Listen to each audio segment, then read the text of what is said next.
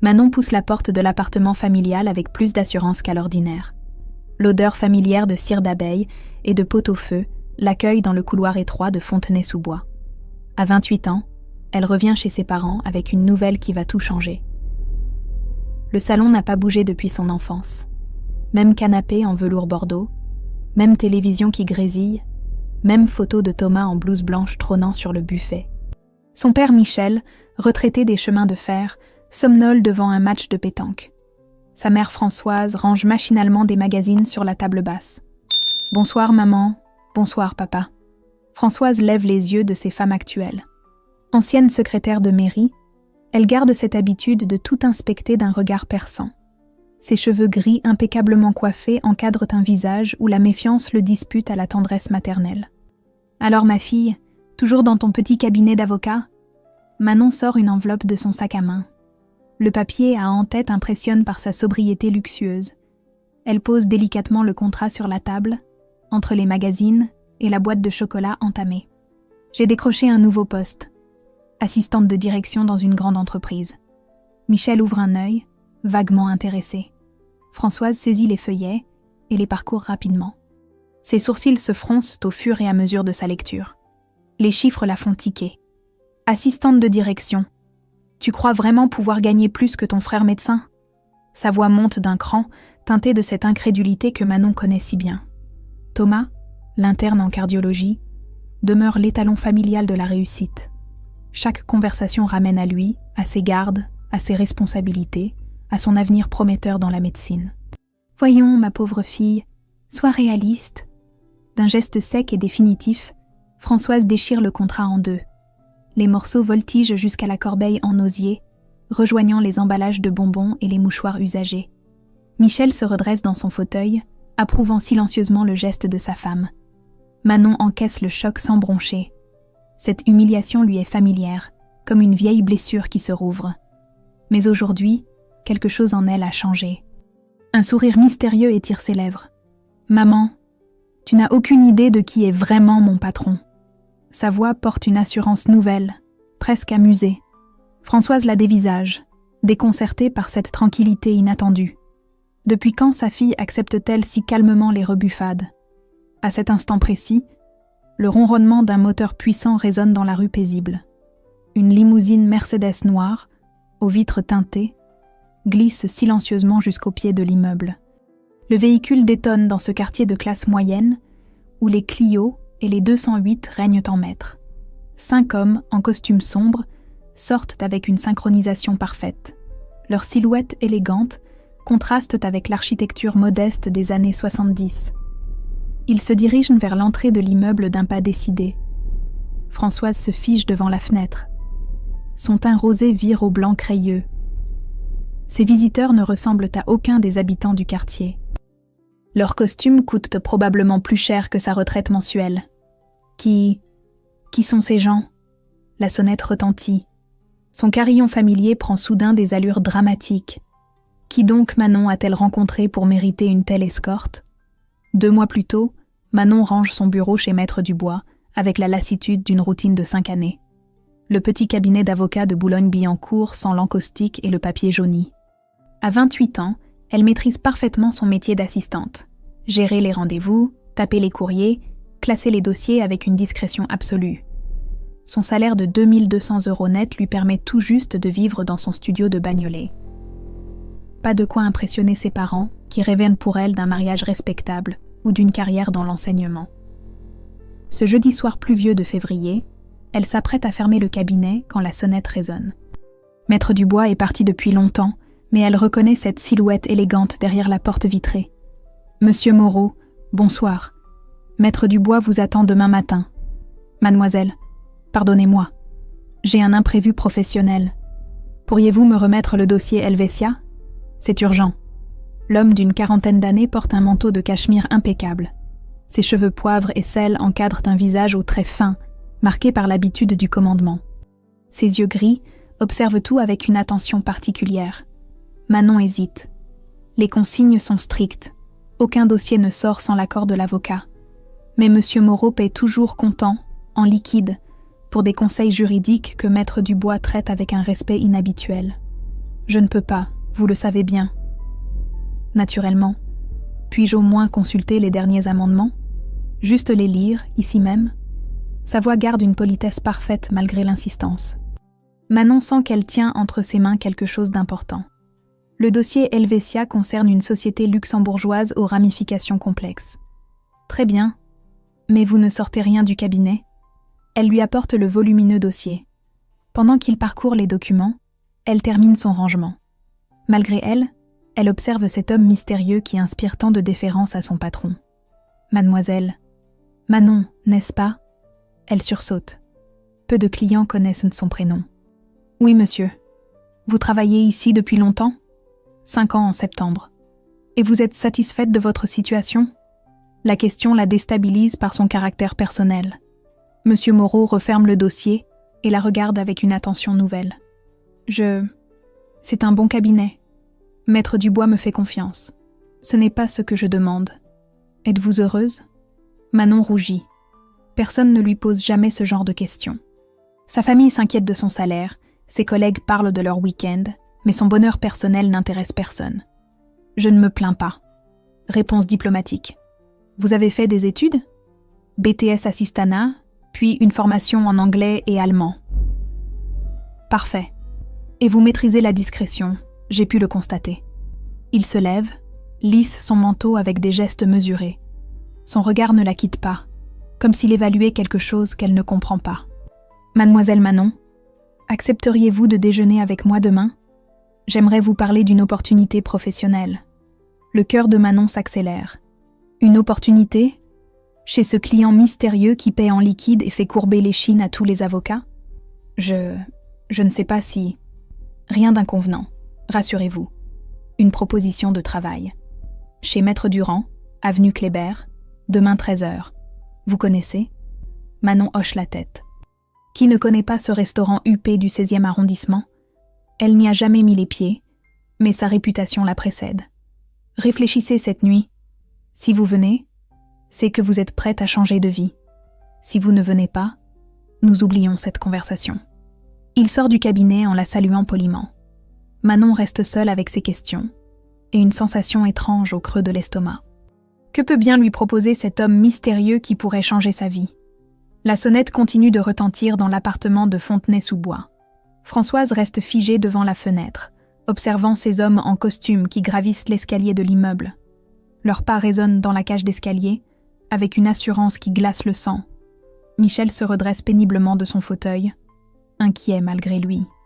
En 40 ans de mariage, il n'a jamais vu sa femme dans un tel état de panique.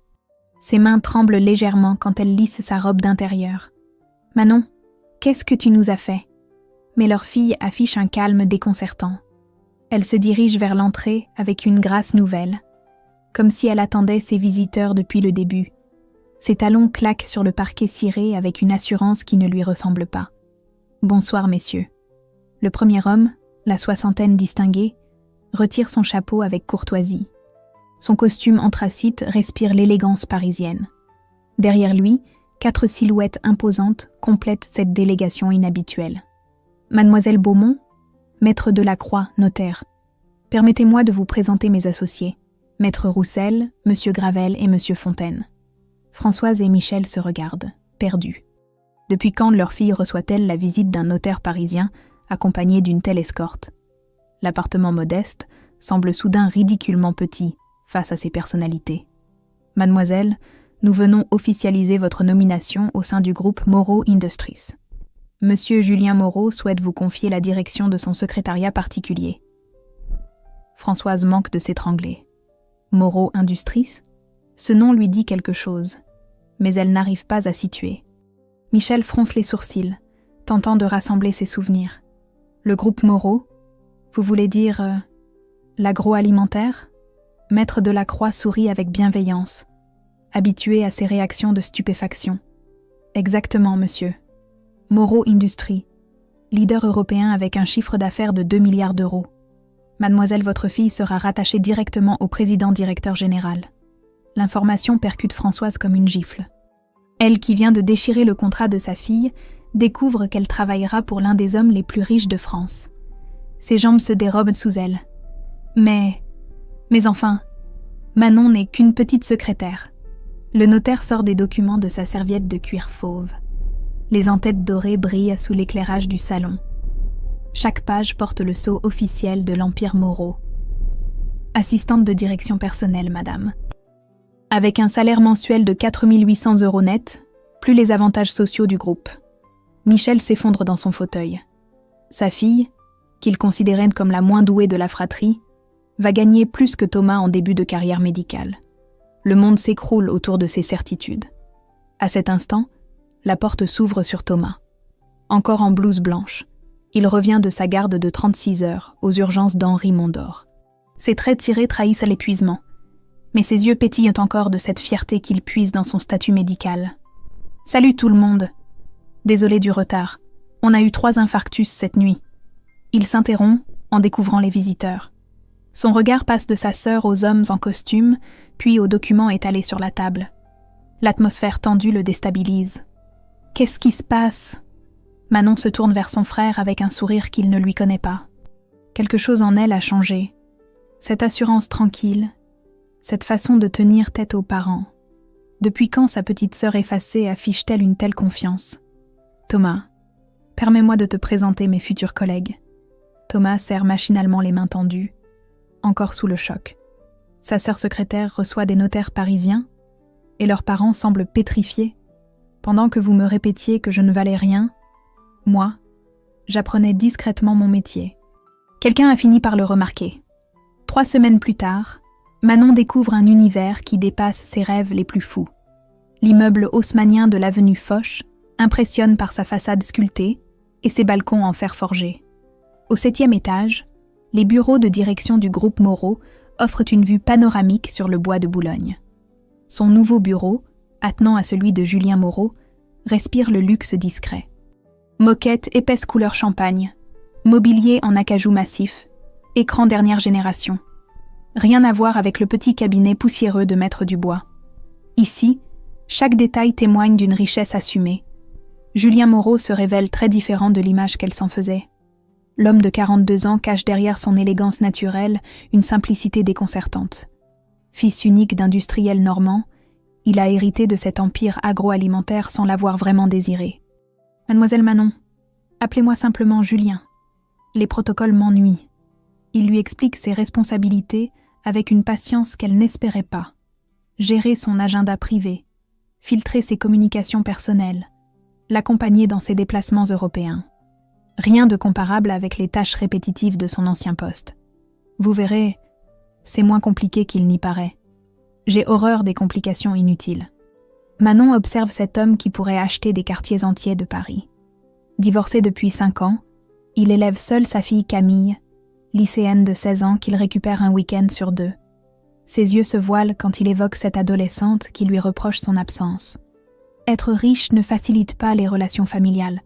L'argent complique tout, même l'amour paternel. Cette confidence inattendue touche Manon. Elle découvre un père blessé derrière le dirigeant respecté.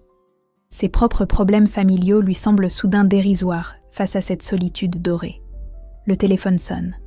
Camille appelle pour annuler leur week-end prévu. Une sortie avec des amis passe avant son père. Julien encaisse la déception sans broncher, habitué à ses désistements de dernière minute. Elle grandit, c'est normal qu'elle préfère ses copines. Mais Manon lit la tristesse dans ses yeux. Cet homme puissant se révèle fragile quand il s'agit de sa fille. Elle ressent une empathie inattendue pour ce patron qui pourrait être son père. Les jours passent dans un tourbillon d'activités nouvelles. Manon accompagne Julien à Bruxelles pour négocier le rachat d'une conserverie belge. Elle découvre le monde feutré des palaces, des restaurants étoilés, des limousines avec chauffeur. Un univers qui l'impressionne sans l'intimider. Vous vous adaptez remarquablement vite. Maître Dubois avait raison. Vous êtes exceptionnel. Ses compliments la font rougir. Personne ne l'a jamais qualifiée d'exceptionnelle. Dans sa famille, elle reste la fille sans avenir, celle qui se contente de petits boulots de secrétaire. Un soir, alors qu'il rentre de Londres en jet privé, Julien lui confie ses vrais projets, transformer l'empire familial en leader de l'agriculture biologique européenne, révolutionner l'industrie agroalimentaire en respectant l'environnement. J'ai hérité d'une machine à faire de l'argent. Je veux en faire un outil de changement social. Manon l'écoute avec fascination. Cette vision moderne de l'entreprise la séduit. Participer à quelque chose de grand, d'utile, lui donne un sens nouveau à sa vie professionnelle. Mais le bonheur a ses revers. Son téléphone vibre. Thomas l'appelle, paniqué. Sa voix tremble à travers l'écouteur. « Manon, j'ai un gros problème à l'hôpital.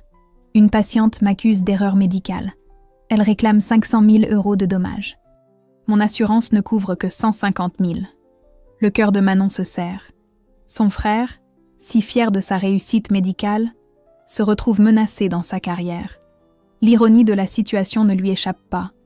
Lui qui la méprisait vient chercher son aide. Si ça se sait, ma carrière est fichue. Il me faut le meilleur avocat de France. Tu peux demander à ton patron ? Je te rembourserai, je te promets.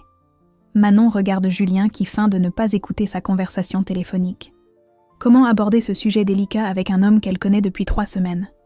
Utiliser sa nouvelle position pour des raisons personnelles lui semble malvenu.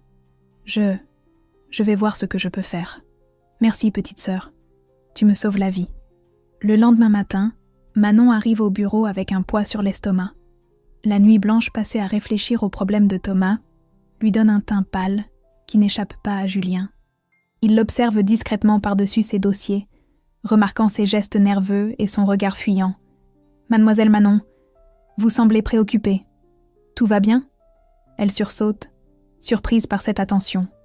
Dans son ancien travail, personne ne s'inquiétait jamais de son état d'esprit. Ici, Julien traite ses collaborateurs avec une humanité rare dans le monde des affaires. « Oui, merci. Juste une nuit agitée. » Mensonge. Elle déteste mentir, surtout à cet homme qui lui fait confiance. Mais comment expliquer qu'elle envisage d'utiliser ses nouvelles relations pour sauver son frère ? Cette pensée lui semble indigne de la position qu'il lui offre. Thomas rappelle en milieu de matinée. Sa voix trahit un stress grandissant. L'enquête de l'hôpital s'accélère. La patiente engage une procédure judiciaire.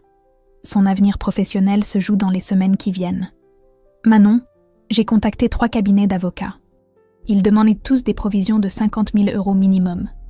Je ne les ai pas. Mes parents non plus. Tu es ma seule chance. Cette phrase résonne douloureusement. Pendant des années, Thomas l'a ignorée, traitée comme quantité négligeable.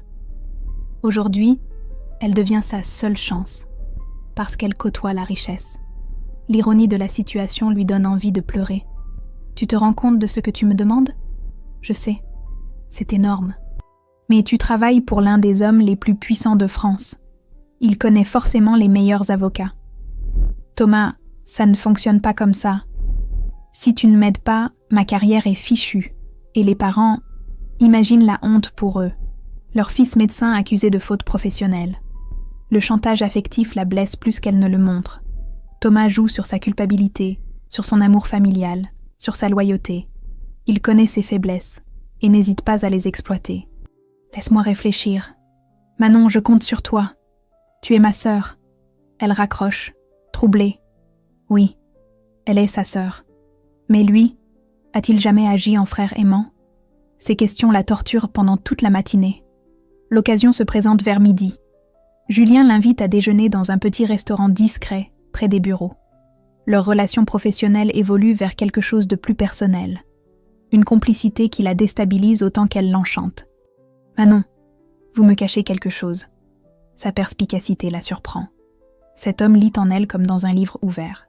Ses années d'expérience dans le monde des affaires lui ont appris à décrypter les non-dits, les tensions, les secrets.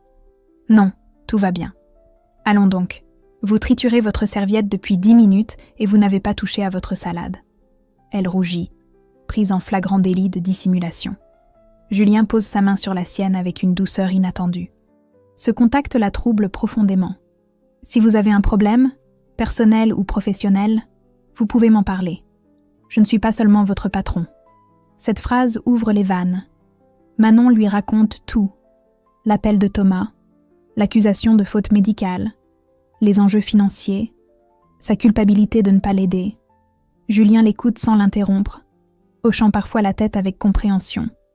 Votre frère vous met dans une position délicate. Je ne sais pas quoi faire. C'est ma famille. Mais vous avez l'impression qu'il profite de votre nouvelle situation ? Exactement.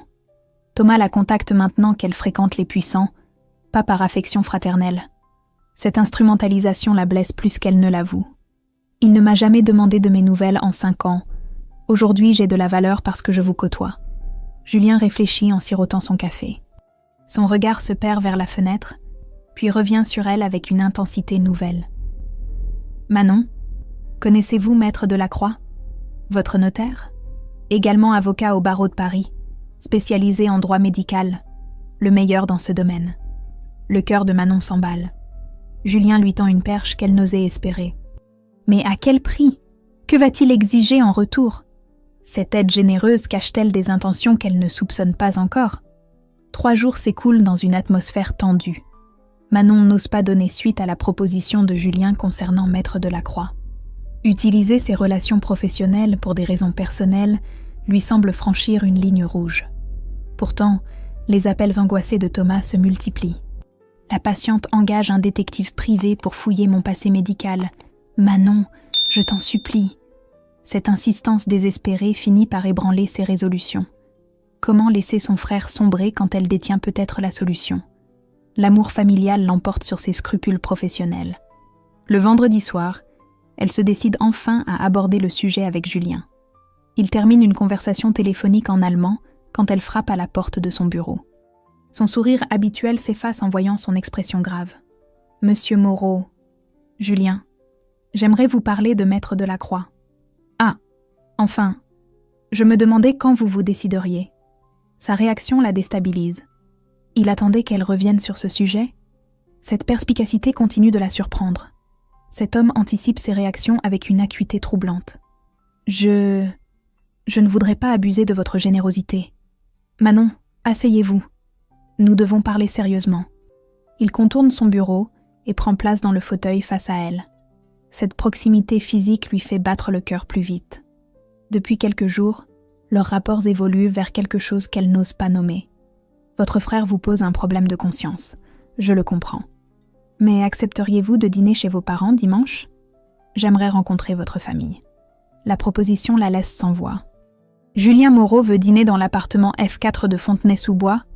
Cet homme habitué au palace parisien dans le salon de ses parents? Vous voulez vraiment? J'insiste même. Et j'amènerai Maître Delacroix. Votre frère pourra lui exposer directement son problème. Cette générosité inattendue bouleverse Manon. Non seulement Julien accepte de l'aider, mais il prend l'initiative de simplifier les démarches. Quelle arrière-pensée peut motiver une telle prévenance? Le dimanche arrive trop vite. Françoise panique depuis l'aube. Nettoyer l'appartement de fond en comble. Préparer un repas digne d'un homme aussi puissant. Choisir sa plus belle robe. L'effervescence familiale amuse Manon autant qu'elle l'agace. « Ma fille, tu te rends compte? Un milliardaire va manger dans ma salle à manger. » Thomas arrive en avance, inhabituellement nerveux. L'espoir de sauver sa carrière lui redonne des couleurs. Il a préparé un dossier complet sur son affaire, photocopié tous les documents médicaux utiles. « Manon, comment je peux remercier ton patron? En étant simplement toi-même, et en arrêtant de m'appeler pour me demander des services. » Sa remarque le pique au vif. Pour la première fois, Thomas réalise qu'il instrumentalise sa sœur. Cette prise de conscience tardive le fait rougir de honte. Julien arrive à l'heure précise, accompagné d'un homme distingué d'une 60aine d'années. Maître Delacroix impressionne par son élégance discrète et son regard perçant. Ces 2 personnalités transforment instantanément l'atmosphère familiale. Le repas se déroule dans une politesse guindée. Françoise multiplie les courbettes, Michel reste silencieux d'intimidation, Thomas attend le bon moment pour aborder son problème. Manon observe cette comédie sociale avec un mélange de gêne et de tendresse. Madame Beaumont, ce rôti est délicieux. Vous avez du talent. Julien manie l'art de la conversation avec un naturel déconcertant. Il met ses hôtes à l'aise, pose des questions sur leur vie, leurs souvenirs, leurs projets. Cette attention sincère désarme la méfiance initiale de ses parents. Après le dessert, Maître Delacroix examine le dossier de Thomas. Son diagnostic tombe rapidement. L'accusation ne tient pas devant un tribunal. La patiente cherche un bouc émissaire facile, mais les preuves médicales l'innocentent.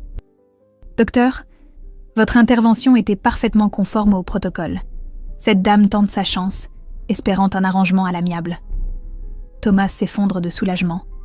Des mois d'angoisse s'évaporent en quelques phrases rassurantes. Manon observe son frère qui retrouve sa prestance habituelle. Mais quelque chose en elle a changé. Et maintenant, parlons de Manon. Julien se tourne vers ses parents avec un sourire énigmatique. Françoise et Michel redressent la tête, intrigués par ce changement de sujet. Votre fille est remarquable. Intelligente, discrète, efficace. Mais surtout, elle possède une qualité rare, l'intégrité. L'intégrité ? Questionne Françoise, ne comprenant pas où il veut en venir. Elle a mis 3 jours à me demander de l'aide pour Thomas. 3 jours à se torturer l'esprit, à hésiter entre loyauté familiale et éthique professionnelle. N'importe qui d'autre m'aurait sollicité dès le premier jour. Cette révélation stupéfie la famille. Manon a eu les moyens d'aider Thomas immédiatement, mais ses scrupules l'ont retenu. Cette information change totalement leur perception de la situation. L'atmosphère du salon familial se transforme sous les paroles de Julien. Françoise et Michel échangent des regards troublés, découvrant leur fille sous un jour nouveau. Thomas baisse la tête, réalisant l'ampleur de sa propre égoïsme. « Monsieur Moreau, je ne comprends pas, » balbutie Françoise. « Madame, pendant que vous reprochiez à Manon ses petits boulots de secrétaire, elle développait des qualités exceptionnelles. La discrétion, la loyauté, l'honnêteté, des valeurs qui valent plus que tous les diplômes. » Julien se tourne vers Thomas, qui tripote nerveusement sa serviette. L'homme qui se pavanait en blouse blanche semble soudain bien petit face à cette leçon de morale silencieuse. « Docteur, votre sœur aurait pu régler votre problème en 5 minutes. Un simple appel de ma part à Maître Delacroix. Mais elle a préféré souffrir 3 jours plutôt que d'abuser de sa position. » Thomas relève enfin les yeux vers Manon. Pour la première fois de sa vie, il la regarde vraiment. Cette femme discrète qu'il considérait comme transparente révèle une force de caractère qu'il n'a jamais soupçonnée. « Manon, je ne savais pas. »« Thomas, quand as-tu pris de mes nouvelles pour la dernière fois ?» La question claque dans le silence. Thomas fouille sa mémoire, incapable de trouver une réponse satisfaisante. Leur conversation se résumait aux politesses dominicales, aux nouvelles médicales qu'il aimait partager pour briller. Jamais. Tu m'appelais uniquement quand tu avais besoin que je tape tes mémoires d'internat. Gratuitement, bien sûr. Cette vérité brutale le fait rougir. Combien de fois a-t-il sollicité sa sœur pour des services qu'il n'aurait jamais demandés à un inconnu ? Elle tapait ses rapports, corrigeait ses fautes, l'aidait sans rien attendre en retour. Françoise se tortille sur sa chaise, mal à l'aise face à ces révélations. Son attitude envers Manon lui revient en mémoire. Les comparaisons constantes avec Thomas, les remarques désobligeantes, l'indifférence face à ses succès professionnels. « Ma chérie, nous n'avons peut-être pas toujours été justes. Maman, pendant 5 ans, j'ai géré seule mon studio, mes factures, mes problèmes. Personne ne s'en souciait. Aujourd'hui que je côtoie quelqu'un d'important, vous découvrez que j'existe. » Maître Delacroix observe cette scène familiale avec la perspicacité d'un homme habitué aux drames humains. Les tribunaux lui ont appris à décrypter les non-dits, les rancœurs enfouies, les blessures secrètes. Mademoiselle Manon, puis-je vous poser une question personnelle ? Elle acquiesce, intimidée par ce regard perçant qui semble lire dans les âmes. Allez-vous continuer à porter votre famille à bout de bras ? La question résonne comme un coup de poing. Porter sa famille à bout de bras ? Elle n'avait jamais formulé les choses ainsi, mais c'est exactement cela. Toujours disponible, toujours dévouée, toujours effacée. C'est compliqué. Non, c'est simple. Soit vous acceptez d'être leur bouée de sauvetage éternel, soit vous apprenez à dire non. Julien approuve d'un hochement de tête. Cette conversation dépasse largement le cadre de l'aide à Thomas. Elle touche au fondement même des relations familiales, aux équilibres de pouvoir qui se redessinent.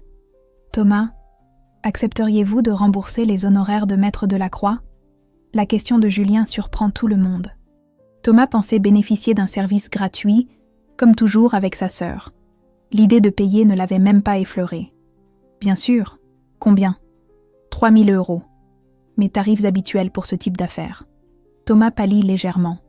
Cette somme représente 1 mois de salaire d'interne. Mais comment refuser après le service rendu ? Il accepte d'un signe de tête, comprenant enfin que tout a un prix. Parfait. Vous réglerez directement mon cabinet. Manon observe cette transaction avec un sentiment mitigé. D'un côté, elle apprécie que son frère assume financièrement l'aide reçue. De l'autre, elle réalise à quel point elle a toujours tout donné gratuitement. Mademoiselle Manon, j'aimerais vous dire quelque chose. Julien se lève et vient se placer derrière sa chaise. Cette proximité fait accélérer son pouls. Que va-t-il révéler devant sa famille ? Votre intégrité professionnelle m'a convaincue de vous proposer autre chose qu'un simple poste d'assistante. L'attention générale se focalise sur lui. Même Thomas redresse la tête, intrigué par cette annonce inattendue.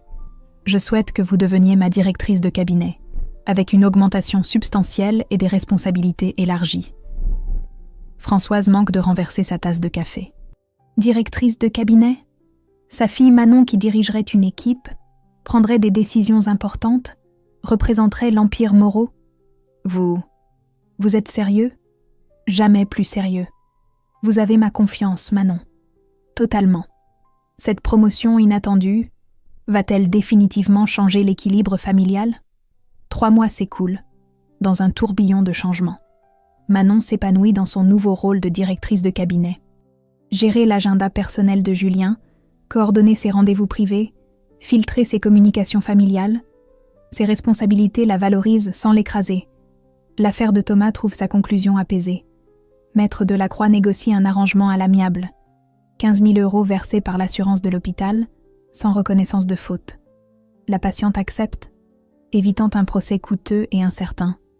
Thomas vient remercier sa sœur un dimanche après-midi. Pour la première fois de leur vie d'adulte, il la regarde avec respect. Cette femme qu'il prenait pour acquise lui a sauvé sa carrière. Manon, je ne sais pas comment te remercier.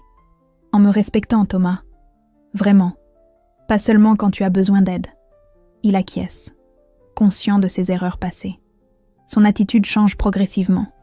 Il prend des nouvelles de son travail, s'intéresse à sa vie personnelle, lui propose même de l'accompagner au cinéma. Et ton patron ? Il est comment avec toi ? Cette question intrigue Manon. Depuis quelques semaines, ses relations avec Julien évoluent vers quelque chose qu'elle n'ose pas nommer.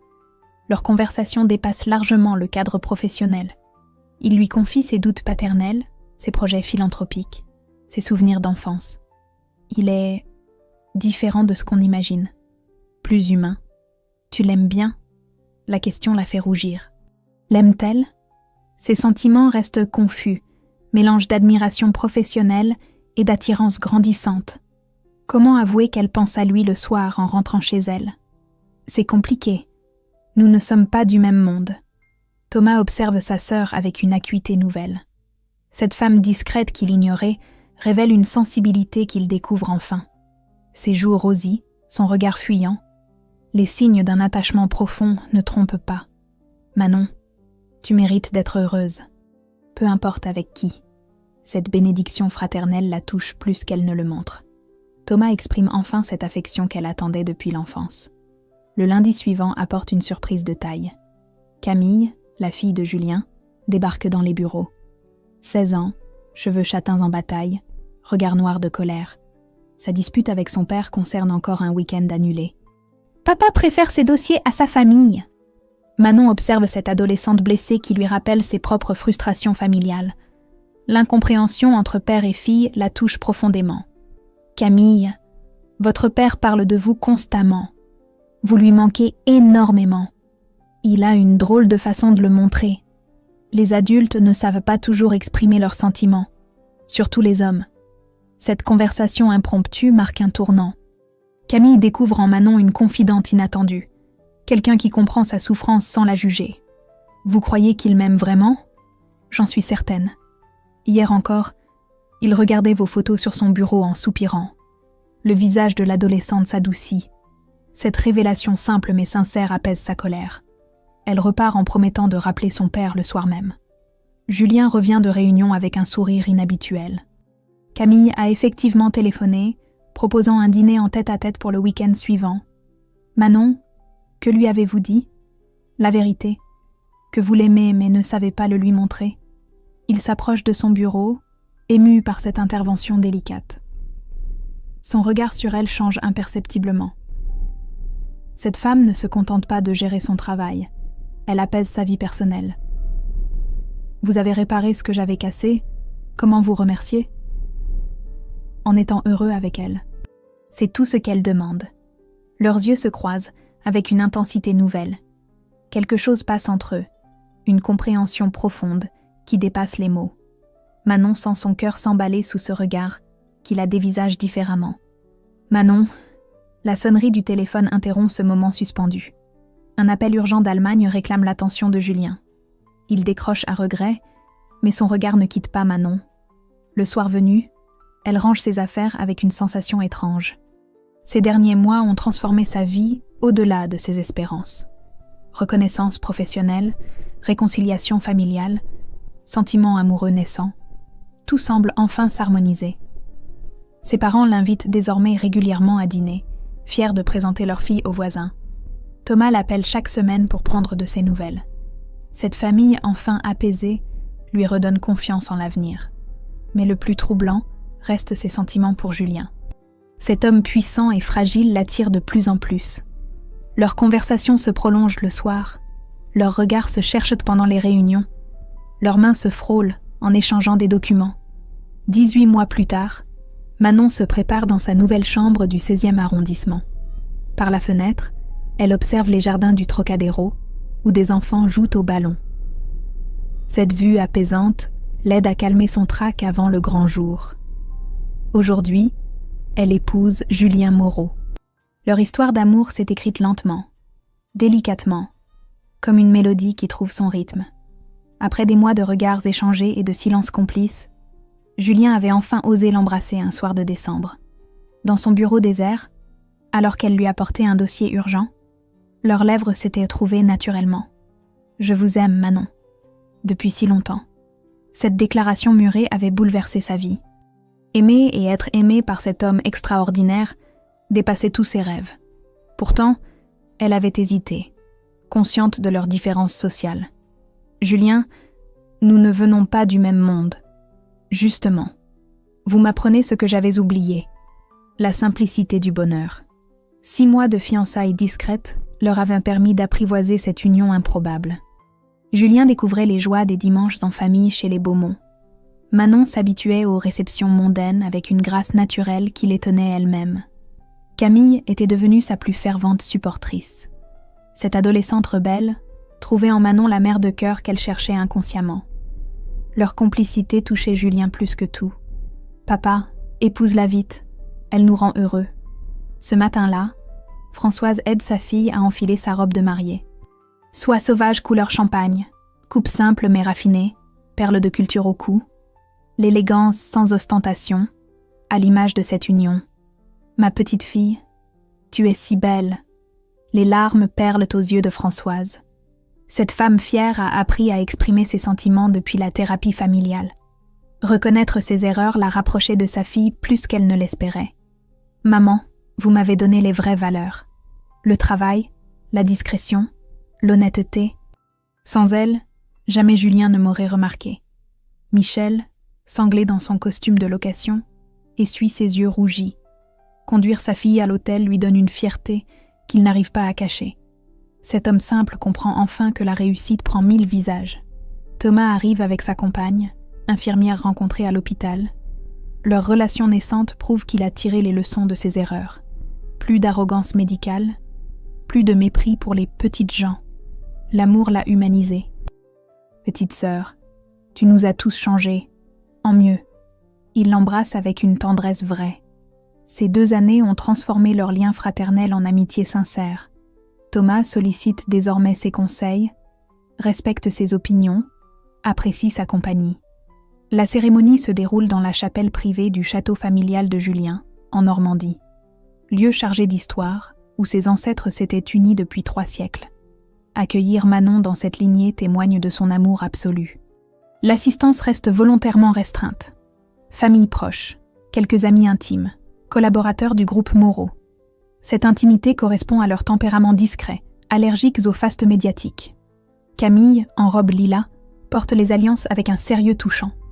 Cette adolescente turbulente s'est transformée en jeune fille épanouie depuis que Manon apporte équilibre et douceur à leur foyer. Julien, acceptez-vous de prendre Manon pour épouse ? Oui, de tout mon cœur. Sa voix tremble d'émotion. Cet homme habitué à diriger des milliers d'employés se révèle vulnérable face à cette promesse d'amour. « Manon, acceptez-vous de prendre Julien pour époux ?»« Oui, pour toujours. » Leurs regards se noient l'un dans l'autre. Deux êtres que tout opposés socialement trouvent leur évidence dans cette union bénie. Le repas familial qui suit évite tout faste excessif. Table ronde dans l'orangerie du château. Menu simple mais raffiné, ambiance chaleureuse où se mélangent naturellement aristocrates et gens ordinaires. Françoise papote avec la tante de Julien, découvrant que l'argent n'empêche pas la simplicité. Michel échange ses souvenirs ferroviaires avec le chauffeur du château, ravi de trouver un interlocuteur passionné de mécanique. Le soir venu, Manon et Julien se promènent dans les jardins à la française. Leurs pas résonnent sur le gravier clair, tandis que les derniers invités regagnent leur chambre. Madame Moreau, cela vous plaît ? Elle sourit, troublée par ce nouveau nom qui change sa destinée. Madame Moreau, elle qui se contentait de survivre avec son salaire de secrétaire, dirige maintenant un empire philanthropique. J'ai parfois l'impression de rêver. Moi aussi. Vous m'avez offert ce que l'argent ne peut acheter. L'amour sincère. Ils s'embrassent sous les étoiles normandes, conscients de leur chance extraordinaire. Deux solitudes qui se sont trouvées, deux blessures qui se sont guéries mutuellement. Do you want to play like one game of Overwatch?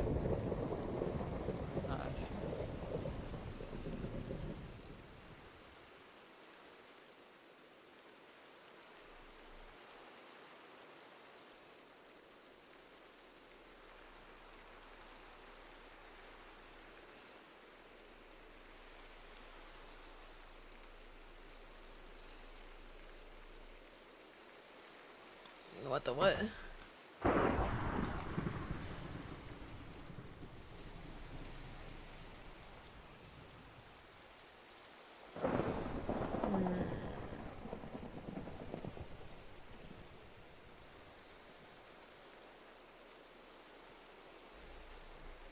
I'm getting a little eepers. Okay. I'm gonna close it.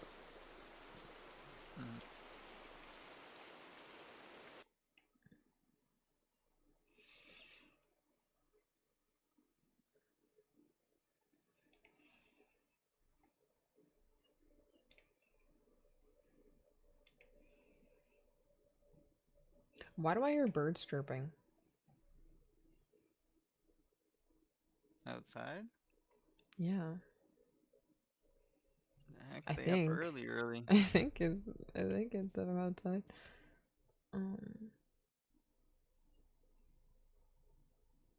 I mean it's 3 a.m. so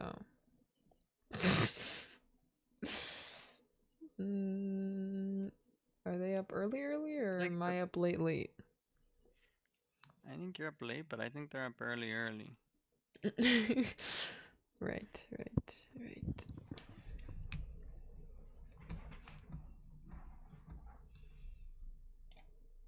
I'm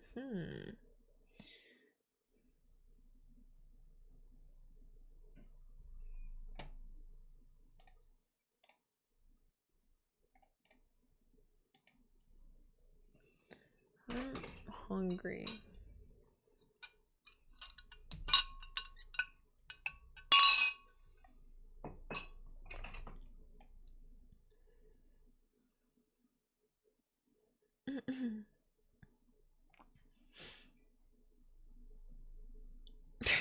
What the heck?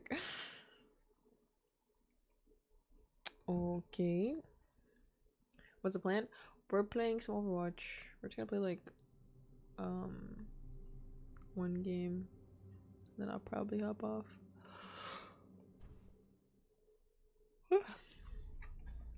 Yep. That's the plan. Why is this game so bright? So, what are we? What? I'm not thinking about it. Why am I getting goosebumps right now?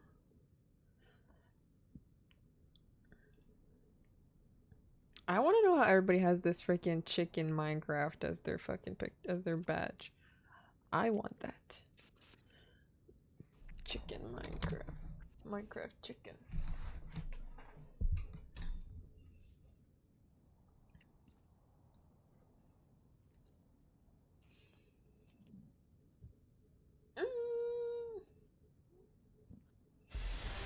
What are you eating? Some bread. Bread? Just bread by itself? Yeah. Some bread and butter. Oh.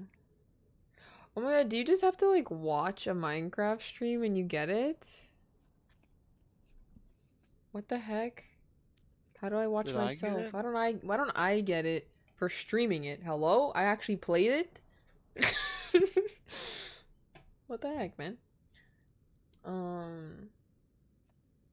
Okay, yeah, queued up. Playing ranked, I guess. Bro, where's my chapstick? My lips are so dry. I'll be back. I want to get my chapstick. Do you want to queue first? Queue. I'm claiming my Minecraft rewards. Okay, can you do that later? Can you do that later? Thanks. What is that?